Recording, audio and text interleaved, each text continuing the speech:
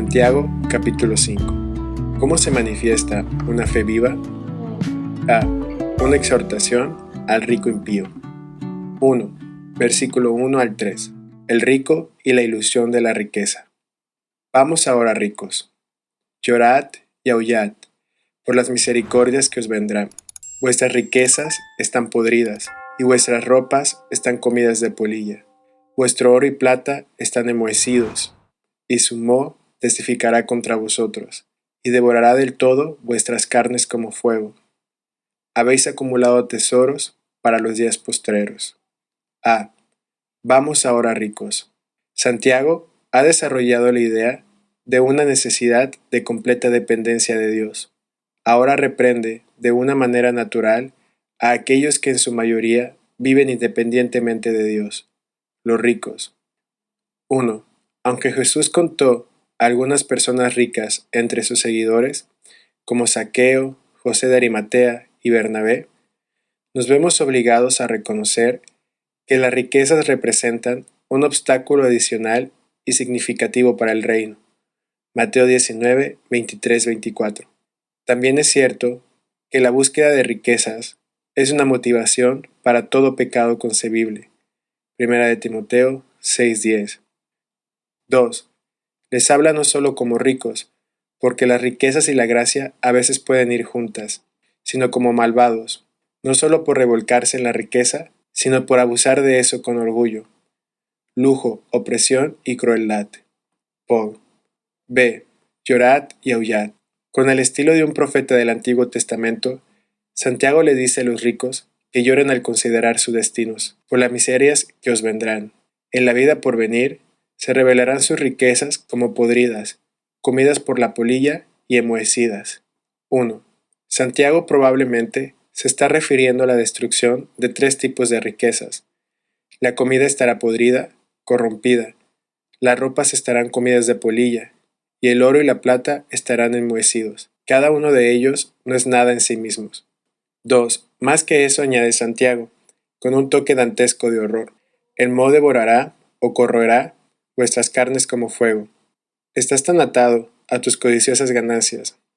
Tu riqueza perece y tú pereces con ella, y por ella carcomido por un dolor ardiente. Mofat. 3.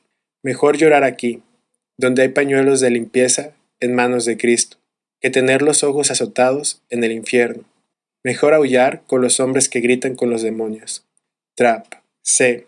Testificará contra vosotros. La naturaleza corruptible de sus riquezas testificará contra ellos en el día del juicio. Se revelará que vivieron sus vidas de una manera independiente y arrogante, la cual Santiago previamente comentó, al amontonar tesoros terrenales en los últimos días, en lugar de haber amontonado tesoros en el cielo. Lucas 18:22. 1. En los últimos días.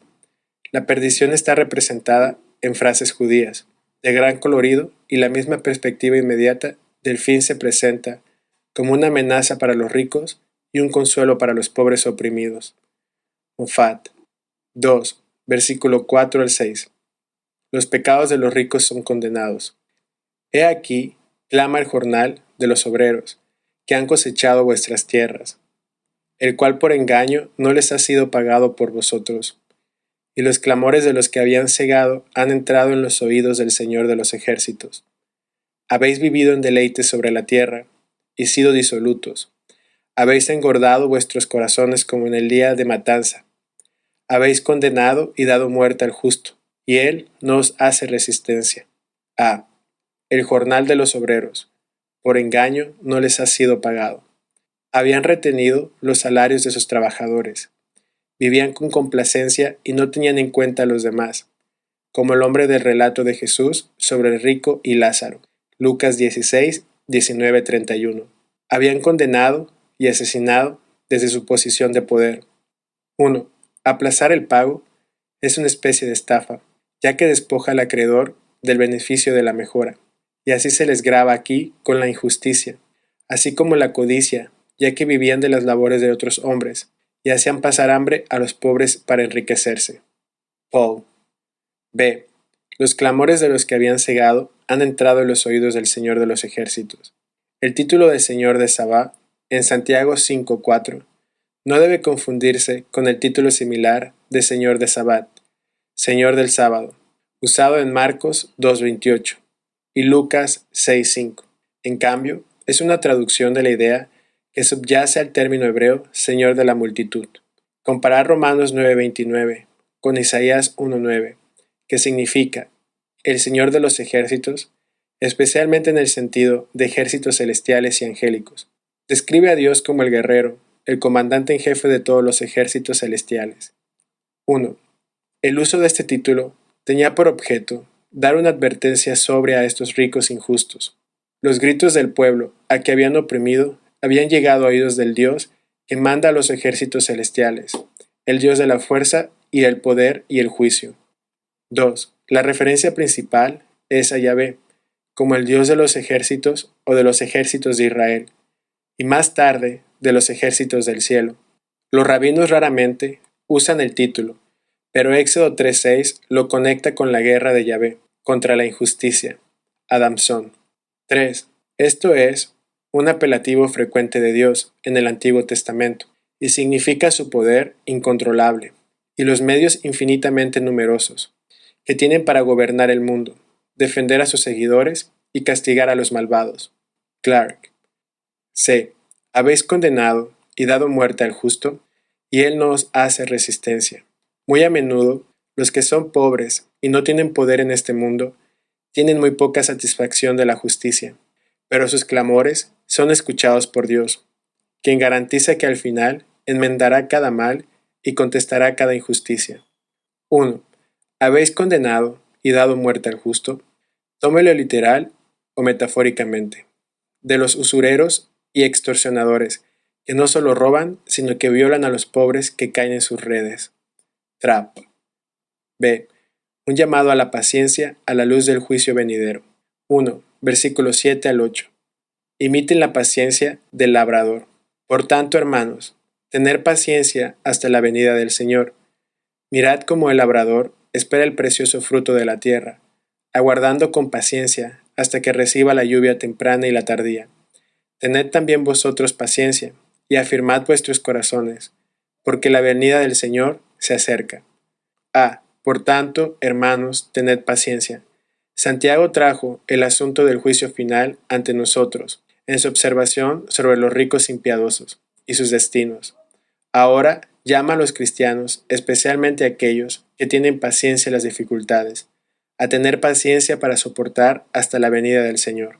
1. Santiago no despierta ningún sentimiento de clase, por ejemplo, de los trabajadores contra sus patrones injustos, sino deja a los opresores ricos a la inminente venganza de Dios por su crueldad. Moffat. 2. A veces, en efecto, la misma esperanza de la venida del Señor ha parecido aumentar la impaciencia en lugar de la paciencia, o sea, paciente en la comunión con Dios. Morgan. B. Mirad cómo el labrador espera el precioso fruto de la tierra, aguardando con paciencia. Un labrador no se rinde cuando sus cultivos no se pueden cosechar inmediatamente. Él sigue trabajando aun cuando el cultivo no se puede ver. Los cristianos deben de trabajar y ejercitar la paciencia aun cuando el día de la cosecha parece muy lejano. 1. Como Santiago nos instruye, debemos esperar en Dios y no perder el ánimo. Un hombre al que se le da una recompensa por esperar mantiene su valor. Y cuando tiene que esperar, dice, no es más de lo que esperaba. Nunca pensé que iba a matar a mi enemigo al primer golpe. Nunca imaginé que capturaría la ciudad tan pronto como hubiera acabado la primera trinchera. Contaba con esperar, y ahora que ha llegado, encuentro que Dios me da la gracia de seguir luchando, hasta que llegue la victoria. Y la paciencia salva a un hombre de una gran cantidad de prisa y de locura. Spurgeon. 2. Cuando pensamos en ello, la espera y la necesidad de resistencia que tenemos en la vida cristiana es similar a la espera del granjero. Espera con una razonable esperanza y expectativa de recompensa. Espera mucho tiempo. Espera trabajando todo el tiempo. Él espera por cosas que no dependen de su propio poder, con su mirada a los cielos. Espera a pesar de las circunstancias cambiantes y de las muchas incertidumbres. Espera animado por el valor de la cosecha. Espera animado por el trabajo y la cosecha de los demás. Espera porque realmente no tiene otra opción. Espera porque de nada le sirve rendirse. Espera consciente de la manera en que funcionan las estaciones. Espera porque en la medida en que pasa el tiempo, hacerlo se vuelve más importante y no menos. C. Hasta que reciba la lluvia temprana y la tardía. Debe de tomarse literalmente, como Santiago tuvo la intención. La lluvia temprana, al llegar a finales de octubre o principios de noviembre, tenía la intención de suavizar la tierra para el arado.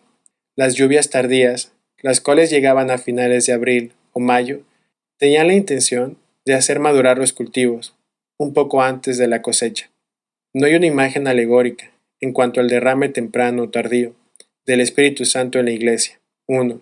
La Biblia se explica que habrá un derramamiento significativo del Espíritu Santo en los últimos días. Joel 2, 28-29, Hechos 2, 17-18. Pero este pasaje de Santiago no parece ser relevante en cuanto a eso. 2. En cambio, el sentido aquí es más como Moffat explica. El granjero tenía que esperar esta lluvia 2 veces al año, pero aunque no podía hacer nada para traerla, no se desanimaba, siempre y cuando obedeciera la voluntad de Dios. D. Afirmad vuestros corazones, porque la venida del Señor se acerca. El pronto regreso de Jesús requiere que nosotros establezcamos nuestros corazones, corazones que estén arraigados en Jesús y en su eterna resolución de todas las cosas. 1. Cuando Dios te dé una rica recompensa por todo lo que has hecho por Él, te ruborizarás al pensar que alguna vez dudaste. Te avergonzarás al pensar que alguna vez te cansaste de su servicio. Tendrás tu recompensa. No mañana, así que espera. No al día siguiente, quizás, así que ten paciencia. Puede que un día estés llenos de dudas, tus alegrías se desvanezcan. Puede que haya un viento fuerte con tu espíritu. Puedes incluso dudar si eres del Señor. Pero si has descansado en el nombre de Jesús, si por la gracia de Dios eres lo que eres, si Él es toda tu salvación y todo tu deseo, ten paciencia, porque la recompensa vendrá seguramente en el buen tiempo de Dios. Spurgeon. Porque la venida del Señor se acerca. Hay un sentido real en el cual la venida del Señor estaba cerca en los días de Santiago, como también en nuestros días. Uno podría decir que, desde la ascensión de Jesús, la historia ha sido traída al borde de la consumación y ahora le sigue de manera paralela a ese borde, con la venida del Señor, que se acerca. 2. Versículo 9. Practicando la paciencia entre el pueblo de Dios. Hermanos, no os quejéis unos contra otros, para que no seáis condenados. He aquí, el juez está delante de la puerta. No os quejéis unos contra otros. El tiempo de dificultad puede provocar que seamos menos que afectivos con nuestros hermanos y hermanas cristianos. Santiago nos recuerda que no podemos quejarnos ni rezongar en nuestras dificultades, para que no seáis condenados. He aquí, el juez está delante de la puerta. Jesús viene como un juez, y no solamente para juzgar al mundo, sino para evaluar la fidelidad de los cristianos. 2 Corintios 5:10. A la luz de esto, no debemos de permitir que las dificultades nos hagan poco amorosos unos hacia otros. 3. Versículo 10 al 11. Siguiendo ejemplos de dependencia. Hermanos míos, tomad como ejemplo de aflicción y de paciencia a los profetas que hablaron en el nombre del Señor. He aquí, tenemos por bienaventurados a los que sufren. ¿Habéis oído de la paciencia de Job y habéis visto el fin del Señor, que el Señor es muy misericordioso y compasivo? Tomad como ejemplo de aflicción y paciencia a los profetas. Santiago nos recuerda que los profetas del Antiguo Testamento soportaron aflicciones, pero practicaron la paciencia. Los podemos tener como ejemplos. 1. Entre estos profetas, Jeremías se destaca como alguien que soportó los malos tratos con paciencia. A él se le puso en el cepo, Jeremías 22. Fue puesto en prisión, Jeremías 32:2. Y se le bajó a un calabozo lodoso, Jeremías 28:6. Pero aún así persistió en su ministerio. 2. Tanto como Dios los honró y los amó, sin embargo, no fueron eximidos de las aflicciones, sino que fueron calumniados, denigrados y perseguidos por los hombres. Primera de Reyes 18:13, 19:14. Segunda de Reyes 6:31, Amos 7:10, Hebreos 11. Por cuanto ellos sufrieron cosas tan duras, no es vergonzoso para ustedes sufrir lo mismo. Mateo 5:12. Paul. ¿Habéis oído de la paciencia de Job? Santiago esencialmente nos dice tres cosas sobre Job y por qué es un ejemplo significativo para el cristiano que sufre. 1.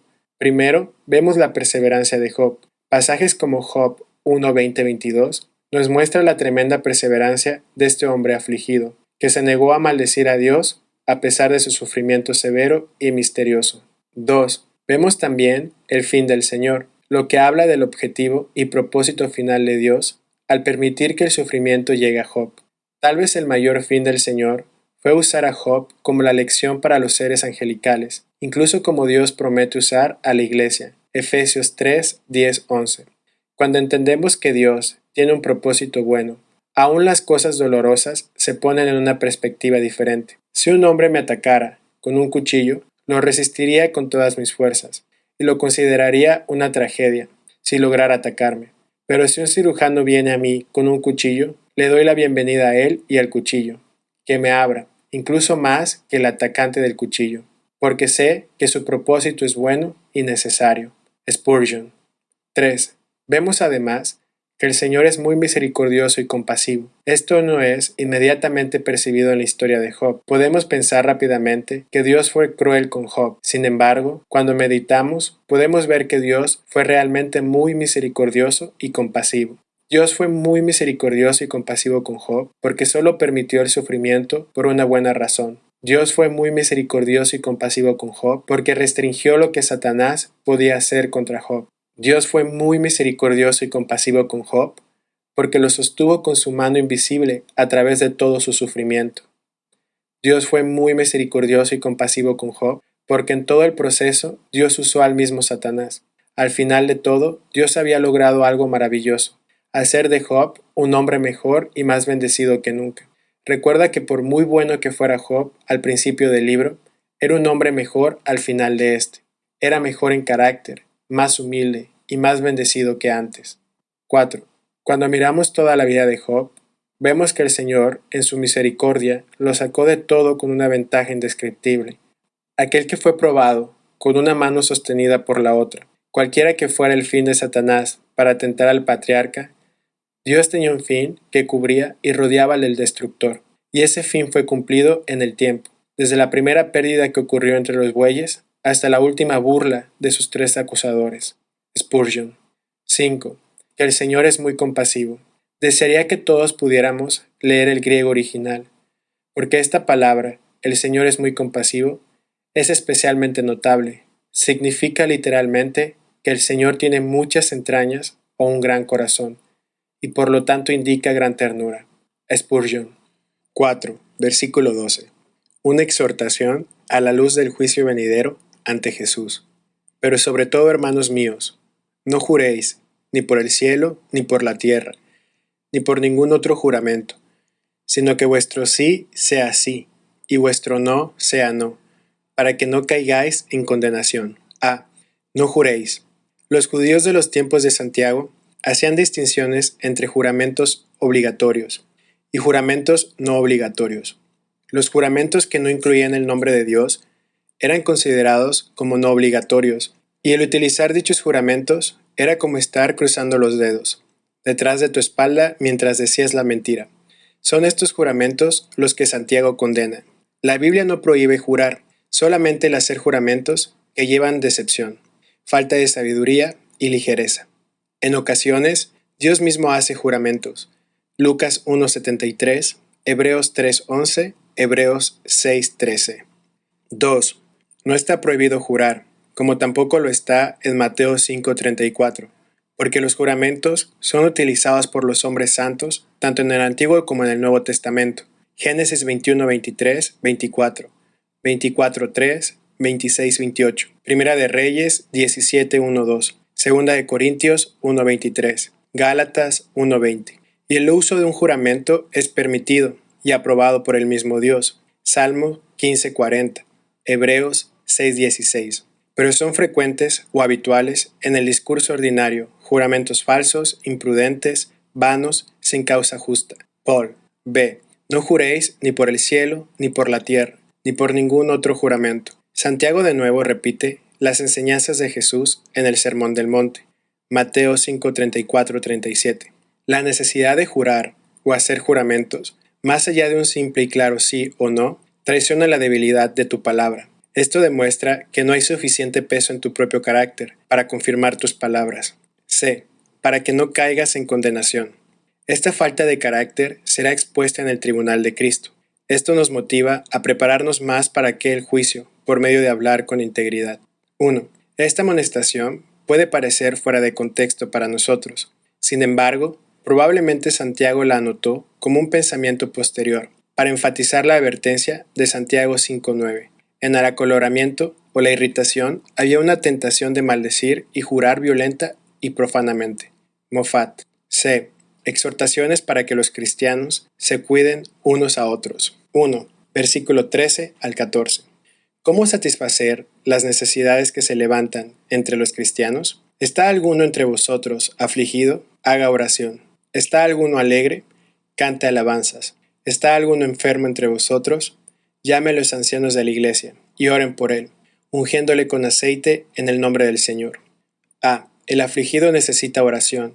El alegre debe cantar alabanzas de elogios hacia Dios, y el enfermo debe de llamar a los ancianos de la iglesia, pidiéndoles que oren por su necesidad. 1. En lugar de quejarse. Como en el versículo anterior, el que sufre debe orar, en vez de murmurar unos contra otros. Santiago 5:9. O quejarse de la mala manera, o romper en maldiciones. Ora a Dios. Moffat. 2. Santiago tiene el mismo consejo para el afligido y para el alegre. Llévalo todo al Señor. De hecho, los dos mandatos se podrían voltear. Los afligidos también que canten, y el alegre también debería hacer oración. 3. En otras partes del Nuevo Testamento, la palabra para cantar alabanzas se refiere a la adoración pública, y siempre si se usa en el griego clásico. Es para las canciones con un acompañamiento musical. Moffat. 4. Santiago puso claramente la iniciativa de la persona en necesidad. Llame. La vacilación de las personas para pedir o buscar oración de los líderes de la iglesia, en tales circunstancias, es un verdadero misterio. B. Oren por él. Santiago también dice que los ancianos de la iglesia, mientras oran, deben ungir a las personas enfermas con aceite en el nombre del Señor. Esta unción con aceite ha sido interpretada como el buscar la mejor atención médica posible por el afligido. Los masajes con aceites se consideraban como medicinales, o como un emblema de la presencia y poder del Espíritu Santo. 1. Ungiéndole a los enfermos con aceite. Se menciona también en Marcos 6:13 y Lucas 10:24. Menciona la aplicación del aceite en un sentido médico. La eficacia del aceite de oliva como agente médico era bien conocida. Gebert. Según Bordick, la palabra unción aquí no es la usual en el Nuevo Testamento, pues tiene un significado más medicinal. 2. El aceite se utilizaba y se utiliza con frecuencia en Oriente como medio para curar enfermedades muy peligrosas, y en Egipto se utiliza a menudo en la cura de la plaga. Incluso en Europa se ha probado con gran éxito en la cura de la hidropepsia, y el aceite de oliva puro es excelente para las heridas y los moretones recientes, y he visto que se ha probado de esta manera con los mejores efectos.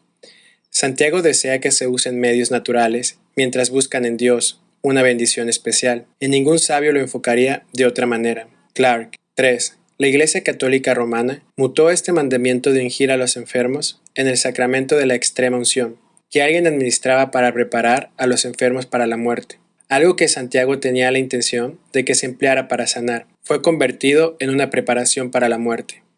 2. Versículo 15 al 16. La respuesta de Dios a las oraciones de su pueblo.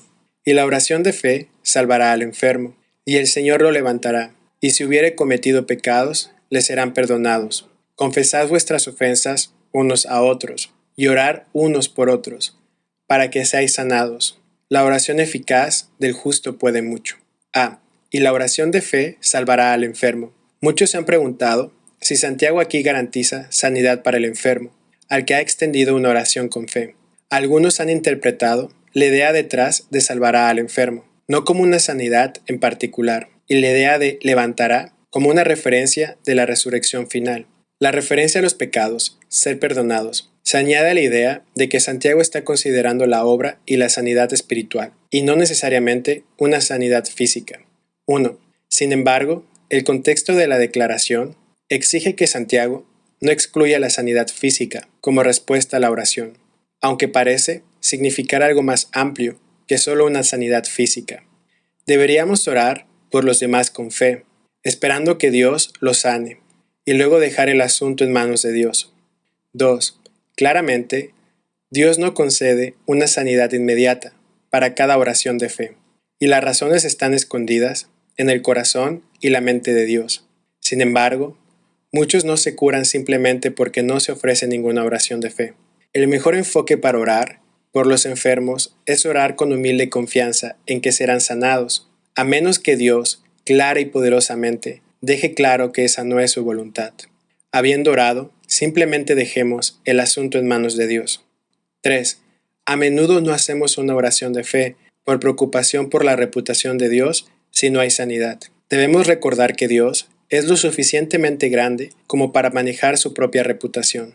B. Confesaos vuestras ofensas unos a otros y orar unos por otros para que seáis sanados. Santiago nos recuerda que la confesión mutua trae sanidad espiritual y física. Esto nos libra de las pesadas cargas físicas y espirituales, de pecados no resueltos y remueve obstáculos para la obra del Espíritu Santo. 1. Unos a otros. La confesión unos a otros en el cuerpo de Cristo es esencial, debido a que el pecado nos demandará que seamos solo de Él, aislándonos los unos de los otros. La confesión rompe el poder de los pecados ocultos, pero dicha confesión no necesita ser hecha a un sacerdote o a una imagen que sirva como mediadora. Simplemente nos confesamos unos a otros, como sea apropiado. La confesión es buena, pero debe hacerse con discreción. Una confesión del pecado sin sabiduría puede ser causa de más pecado. 2. Clark. Observa que si este pasaje se refiere en realidad a la práctica católica romana del confesionario, entonces el sacerdote debe igualmente confesar sus pecados al pueblo. También añade, no hay ningún caso en la confesión audible donde el penitente y el sacerdote oren juntos por el perdón, pero aquí se ordena al pueblo que ore por el otro para que se cure. Clark. 3. Teniendo en cuenta el contexto, el pecado debe ser confesado, especialmente cuando sea necesaria la cura física. Es posible, aunque no siempre es así, que la enfermedad de una persona sea el resultado directo de algún pecado que no haya sido tratado, como describe Pablo en 1 Corintios 11:30. 4. Geber dice sobre la confesión. La forma de la raíz significa literalmente decir lo mismo. Por lo tanto, significa que la confesión del pecado nos ponemos de acuerdo para identificarlo por su verdadero nombre y admitir que es pecado. 5. En la iglesia primitiva, esto se hacía abiertamente como norma, ante la congregación. El primer manual de las prácticas de la iglesia prescribe: debes confesar tus pecados en la iglesia, y no ir a la oración con mala conciencia. Didache 4. Moffat. 6. La convicción de pecado y la subsiguiente confesión de pecado es común durante los tiempos de avivamiento espiritual. Realmente no hay nada inusual en la confesión durante el avivamiento. Finney, un gran mensajero del avivamiento, lo instó y lo describió. En los avivamientos del norte de China, bajo Jonathan Gofford, la confesión era casi invariablemente el preludio de la bendición. Un escritor que describía los significativos avivamientos coreanos asociados con Gofford escribió: podemos tener nuestras teorías de la conveniencia o de la indeseable de la confesión pública del pecado. Yo he tenido la mía, pero sé que cuando el Espíritu de Dios venga sobre las almas culpables, habrá una confesión y ningún poder en la tierra podrá detenerla. Llamando al recuerdo de William Newton Blair. 7. La confesión pública del pecado tiene el potencial de ser muy buena o muy mala. Algunos principios rectores pueden ayudar. La confesión se debe hacer dirigida a la persona contra la que pecamos. La mayoría de los cristianos prefieren la confesión en secreto ante Dios, incluso en asuntos que involucran a otras personas. Confesarse con Dios les parece la salida más fácil. Si los transgresores fueran realmente conscientes de la presencia de Dios, incluso la confesión secreta de un pecado privado tendría un buen efecto. Desgraciadamente, la mayoría de los transgresores solo comulgan consigo mismos en lugar de ponerse en contacto con Dios, que rechaza sus oraciones bajo ciertas condiciones. En palabras de nuestro Señor, está claro que el pecado que involucra a otra persona debe confesarle a esa persona. La confesión debe ser pública. Santiago 5:16 ilustra este principio. A. T. Robertson, el gran erudito griego, dice que en Santiago 5:16 El tiempo original del verbo griego, confesar, en este versículo implica más la confesión en grupo que la confesión privada. Es la confesión de unos a otros, no de uno a otros. La confesión pública debe ser discreta. A menudo la confesión no necesita ser más que lo necesario para conseguir la oración. Puede que sea suficiente decir públicamente: oren por mí, necesito la victoria sobre mi pecado acosador. Sería un error entrar en más detalles, pero decir esto es importante. Evita que seamos cristianos de mentira, que actúan como si todo estuviera bien cuando no lo está. Casi todas las transgresiones sexuales son secretas o privadas y deberían ser confesadas. Una carga demasiado grande para soportar puede compartirse con un pastor, con un médico o con un amigo del mismo sexo. Las escrituras desalientan el nombrar la inmoralidad entre los creyentes y declaran que es una vergüenza, incluso hablar de las cosas que los inmorales hacen en secreto. Es necesario distinguir entre los pecados secretos y los que afectan directamente a otros. Nos da un buen principio. Si peca en secreto, confiesa en secreto, admitiendo públicamente que necesita la victoria, pero guardando los detalles para usted mismo. Si peca abiertamente, confiese abiertamente, para eliminar los obstáculos de aquellos a los que ha sido de tropiezo. Si ha pecado espiritualmente, falta de oración, falta de amor e incredulidad, críticas, etc., entonces confiese a la iglesia lo que ha sido un estorbo para usted. J. Edwin Hort. La confesión se hace a menudo a las personas, pero ante Dios. Al mismo tiempo, notamos que Santiago dice que confeséis vuestras ofensas a los demás. Una de las cosas interesantes de la confesión de pecado, como he notado en los escritos de J. Edwin Hort, es que las confesiones casi siempre se dirigen a las personas, no a Dios. No se trata de que confiese su pecado a Dios y que los demás solo escuchen. Confiesa su pecado ante los demás y les pide que oren por usted para que lo hagan bien ante Dios. La confesión debe ser apropiadamente específica. Cuando la confesión abierta de pecado es apropiada, más que la declaración pública de la necesidad espiritual, es confesar el pecado abierto o el pecado contra la iglesia. Debe ser específica. Si cometí algún error, lo siento. No es una confesión de pecado en absoluto. Pecó específicamente, así que confiesa específicamente. No le cuesta nada a un miembro de la iglesia admitir en una reunión de oración: no soy lo que debería de ser. No cuesta mucho más decir: debería de ser un mejor cristiano. Cuesta algo decir: he sido un alborotador en esta iglesia. Cuesta algo decir: he tenido amargura de corazón hacia ciertos líderes, a los que definitivamente pediré disculpas. Rendición total. La confesión debe ser minuciosa.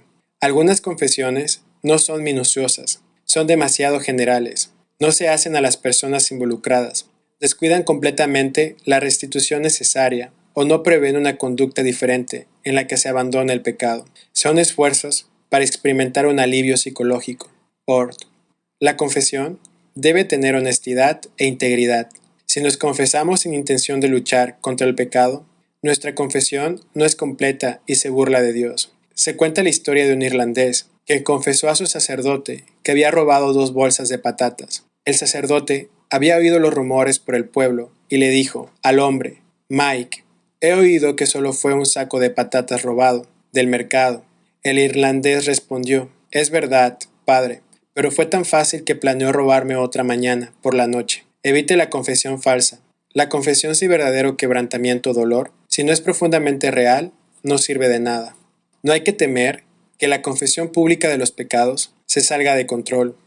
Cuenta una época en la que una mujer se sentía abrumada por la profunda pena por el pecado y se ponía histérica. Entonces vio el peligro inmediatamente y le dijo: tranquila, hermana, vuelva tus ojos a Jesús. Lo hizo y se evitó el peligro de la emoción extrema. Lo que escuchan una confesión de pecado también tienen una gran responsabilidad. Los que escuchan la confesión deben tener la respuesta adecuada: amor, oración de intercesión, no sabiduría humana, chismorreo ni compartir la necesidad con otros. 8. Según Moffat, en el libro de oración en inglés, antes del servicio de comunión, el ministro debe hacer esta invitación: venga a mí o algún otro ministro discreto y conocedor de la palabra de Dios, y confiese su dolor abiertamente, para que por el ministerio de la santa palabra de Dios pueda recibir el beneficio de la absolución. Puede ser de gran valor confesar abiertamente el dolor. 9. La confesión real, profunda y genuina de los pecados ha sido una característica de cada despertar o avivamiento genuino en los últimos 250 años, pero no es nada nuevo, como lo demuestra el avivamiento en Éfeso registrado en Hechos 19, 17, 20. Dice que muchos de los que creyeron vinieron confesando y contando sus hechos. Esto era que los cristianos se ponían de acuerdo con Dios y la confesión abierta era parte de todo. C. La oración eficaz del justo puede mucho. Al escribir sobre la necesidad de la oración por el afligido, por el enfermo y por los pecadores, Santiago apunta hacia la naturaleza eficaz de la oración, cuando es ofrecida por el justo. 1. La idea de eficaz en este contexto es fuerte. Podría ser interpretado literalmente como la súplica de un hombre justo es muy fuerte, energizante. Mayor. 2. Cuando se concede tal poder a la oración, se debe llamar inmediatamente a la fe, en el ejercicio, para que se dé la bendición. El espíritu de súplica es la prueba de que el poder de Dios está presente para sanar. Las oraciones largas no dan ninguna evidencia particular de la inspiración divina. Clark. 3. Muchas de nuestras oraciones no son efectivas debido a que no son eficaces. Son ofrecidas con una actitud tibia, la cual virtualmente pide a Dios que se encargue de algo que nos preocupa un poco. Una oración efectiva debe ser eficaz, y esto no es porque debemos de persuadir emocionalmente a un Dios reacio, sino porque debemos de ganarnos el corazón de Dios al ser fervientes, eficaces, por las cosas que Él es ferviente, eficaz. 4. De manera adicional, una oración efectiva es ofrecida por un hombre justo. Este es alguien que reconoce que los fundamentos de su justicia están en Jesús y cuyo caminar personal consiste en la justicia que Él tiene en Jesús. 5. Puede mucho. Así fue con John Knox, a cuyas oraciones María de Escocia temía más que a los ejércitos de Felipe. Mayor. 3. Versículo 17 al 18. Elías como un ejemplo de una oración contestada. Elías era un hombre sujeto a pasiones semejantes a las nuestras, y oró fervientemente para que no lloviese, y no llovió sobre la tierra por 3 años y 6 meses. Y otra vez oró, y el cielo dio lluvia, y la tierra produjo su fruto. A. Elías era hombre sujeto a pasiones semejantes a las nuestras. Elías es un modelo de una oración ferviente que fue contestada por Dios.